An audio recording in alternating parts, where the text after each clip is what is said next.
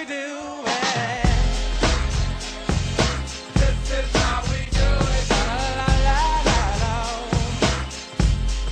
What's up, y'all? It's your man Montell Jordan in the building, coming in live from Atlanta, Georgia. And right now, you got it locked on the G Time TV. You dig?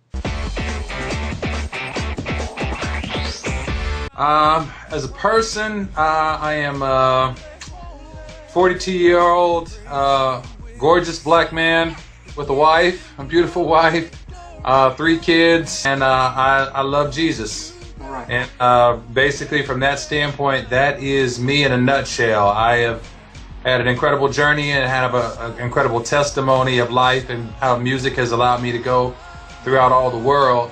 But as far as me and who Montell is, I'm just a guy who's a husband and a father, and a guy who's just here to serve and tell as many people about Christ as I possibly can before I leave here.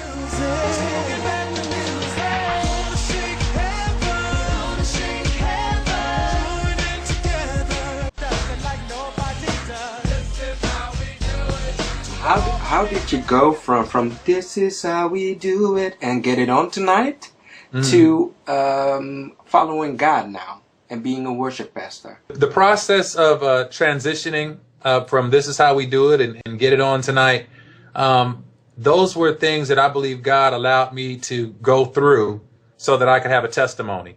God sometimes has to raise up people who've been through something, who have a testimony, to be able to take the journey like the one I'm taking right now. I had one of the biggest songs in the world, not just in the United States of America. This is how we do it was one of the biggest songs in the world. Get It On Tonight was a #1 record. Let's Ride was a #1 record. All of those records in the world and by the world standards supposedly showed a success. I think those songs right now, what they show, and to me, my life, I think is a confirmation that you can have everything in the world, right? And if you don't have God, then you basically have nothing. But if you have nothing in this world, but if you have God, you have everything.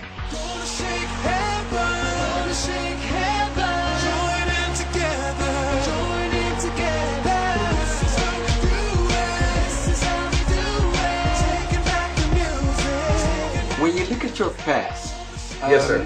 were you a real Christian or not in your own eyes? Back then, I would have said that I was, but now looking back on it, I think a Christian, the definition of Christian is a follower of Christ. I think there's a difference between being a follower and being a believer. So now what happens is, as I look back at my life, I realized that I knew Jesus. I believed in Jesus. I believe a lot of people believe in Jesus, but they don't necessarily follow him. I would look back now and say I was a believer, but I was not following Christ because my actions did not reflect my Father. As I was praying to God, asking him what is going on with my career, my life, this or that or the other, I felt him say to me in my spirit, and when I say that, I don't mean like a voice came out of heaven and said, Montell, you must retire. It wasn't like that, you know, but what it was is in my spirit as I was praying and I was hungering and let the food go so I could hunger for him and ask him, God, what is going on? You know, speak to me. And I could hear in my spirit him saying, you're hungering after something that's not going to satisfy you. Till you decide to lay that down and give me what I wanted in your life and from your life from the time you were a child, none of this is going to happen for you.